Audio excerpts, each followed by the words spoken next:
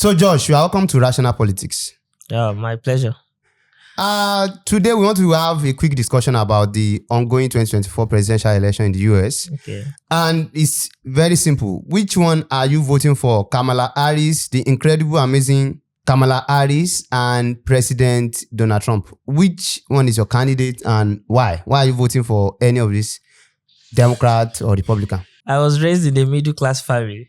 That's the word of our very own laughing Kamala. So who will I vote for? It depends on. You are not even laughing like Kamala. Imagine. Okay, so let's be serious now. So actually, it depends on me that is in Nigeria or myself that is in US. Who are you voting for? If you have the opportunity to vote, that means you are already a US citizen like that. If you are thinking about it. Okay, yeah. So, metaphorically. Yeah, okay. So this is one thing I've learned, right, in politics. Politics is insanely tribal. As much as I would like to vote Trump, being an entrepreneur and all of that. But then, really, as an American citizen, I would likely vote for this girl, Kamala Harris. And here's why. The reasons are not far-fetched. It's because, number one, voting for Trump is voting for automatic deportation of a lot of immigrants, right? A lot of people even Nigerians during his first administration. No problem. Continue. During his first talk to your audience. Don't look at me. During his administration, right? You will see that Nigeria was part of the Muslim countries that he actually added on immigration ban list. So there's really no upside, personally, for me, for Trump ascension in the politics.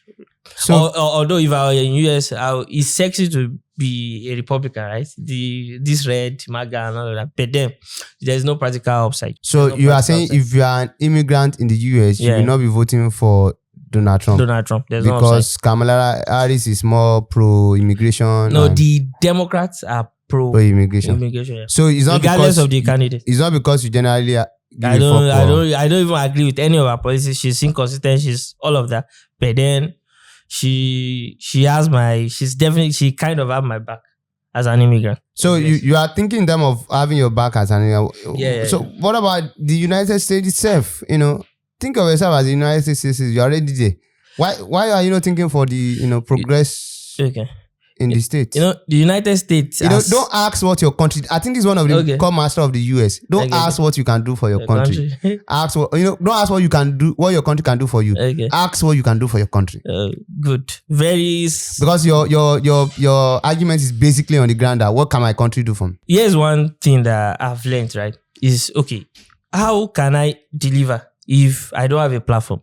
The only platform for a black person, practical platform for a black person in the United States is the Blue Party, the Democrat Party. You know, this is our guy, Vivek Ramsey, very articulate, very intelligent Indian American. You see, he was talking with a lady during the Truth event the other day. The lady was saying he likes his idea, he does all of that, he loves him, this one, that one, but she cannot vote for him. Yeah, that's one person. I'm saying, it's like, why? Is it because it's India? That's one person's opinion. That's the typical disposition of an average Republican. You can't speak. You can't speak. Okay, let me give you the stats. What the stats look like. Yeah, the Democrats have given us a black president. Well, that's one. Just only Obama. One. You understand? Only one. And then they've had major candidates like this guy, Jackson. They've had this Reverend Jackson. They've had, in fact, it was the blacks that actually supported this Martin Luther King Jr. Movement then. So the Republicans really don't have a long history with favoring the black population. No, all of the time. It's just the left. You see, even it is only within the left that you have an avenue such that, Nancy Pelosi, the other day she was talking about, okay, let us give 20 million American people that are migrants in America. Let us give them amnesty to enjoy the American dream. See, she was talking about it the other day. Like I'm talking before you can even give sometimes you need a platform. So the only platform that can actually really allow a black person still talking about what to your- function, what your country can do for you. How can you do something when you don't even have a platform to do anything? So there's an enablement. You have to be enabled. You're already in the US if you think about it like that. So essentially what you are saying is that I have the risk of going back home. the Trump administration will put you at the risk of going back home. Yeah, very likely. But if you are a white citizen in the US, this is purely hypothetical. Who will you be voting for? Trump. Why? I don't know. Trump is Trump is an entrepreneur. He's living my dream, to be frank. Trump is living my dream, typically. So I'm a white heterosexual male in America. Trump all the way. Well, but people that don't understand the premise of politics, essentially what we study in school is that premise is, politics is who gets what, when, and how. I think that was Max Weber or something that was making that claim. And I think there's another thing that is authoritative allocation of value. That would be someone else like that. Last way or something like that. So essentially, if you think about it, there's always a value at play. There's always who gets what, when, and how as play.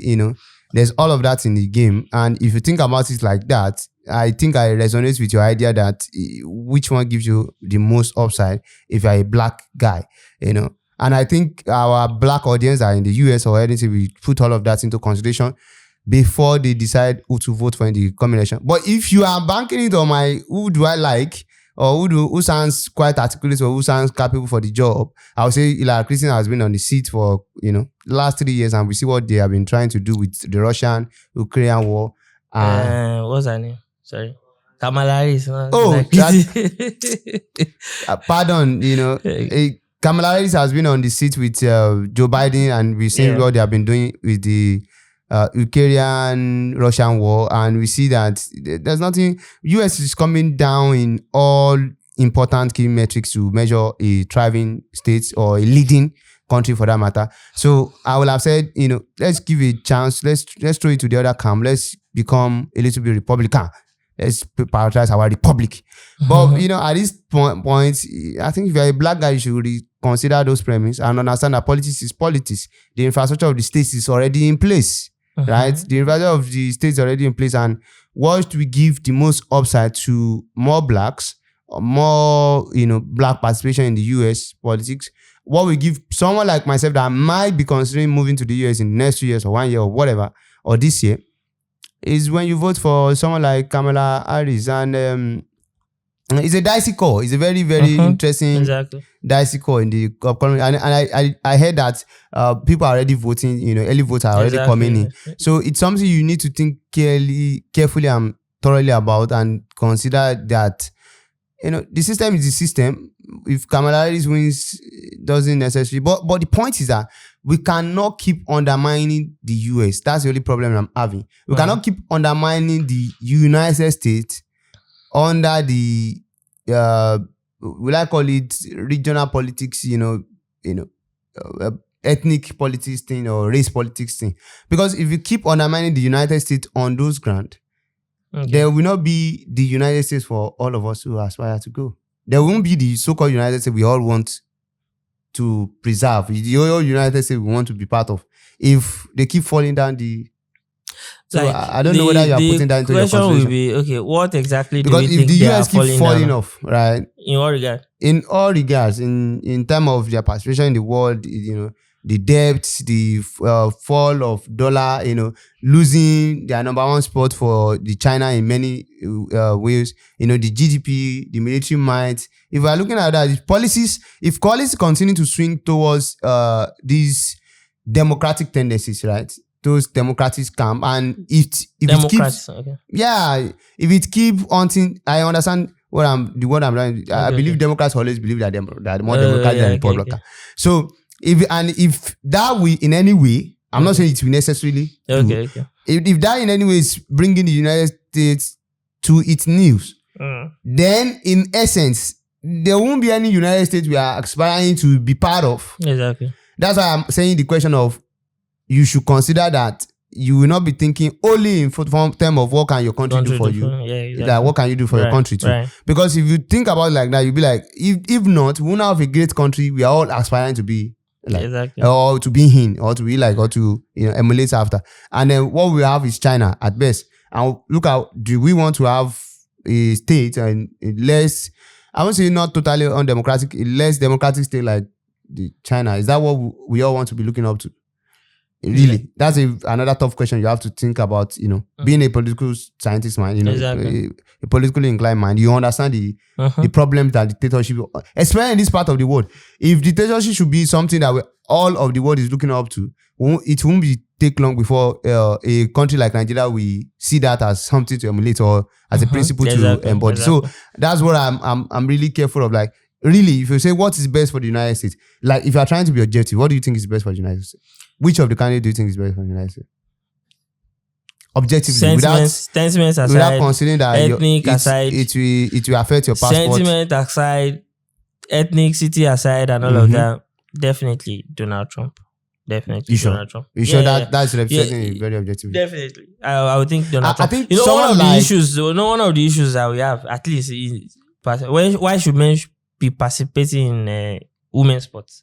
For example, there's many ridiculous stuffs going on in the current day America. Okay. You understand? Current day America. So that I'm definitely not in support of. And then I believe, but I'm not so sure that Donald Trump we all see on those grounds too. In fact, if you check this Rogan's podcast, that's part of his thing. And then the fact that they say illegal aliens are coming in, blah blah blah, that they should just secure the border, they should do this one, they should do all of that. You see. So those looks like, and then the fact that, Trump is talking about this policy of tariffs that, when they give tariffs, they can actually bring down tax that you have to pay as a company. I think those make sense for a company, for a corporate America, for a corporate America, definitely.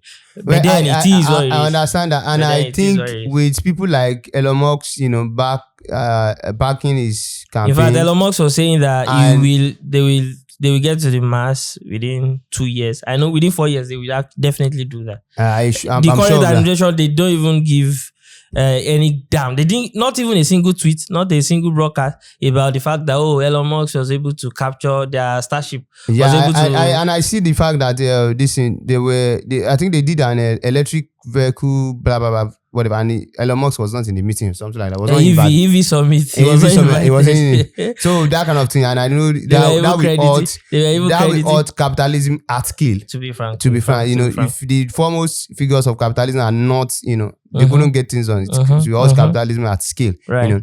A free fair market that we all believe in will be hot at scale. And I believe that someone like Elon Musk being called to, to be part of government and trying to work on government efficiency, if that become a reality under Trump, it will be a good way forward. Right. So I think that's it for the first episode of Rational Politics. We'll meet in the next episode. We'll meet every day like this where we discuss politics as it is. This one, we take it international. We are so sorry because that's the issue of the day. But maybe in the next episode, we'll be talking about something more local, something within Nigeria. My name is Elon Jobs and I'm Josh Tracy. So we'll see you in the next episode.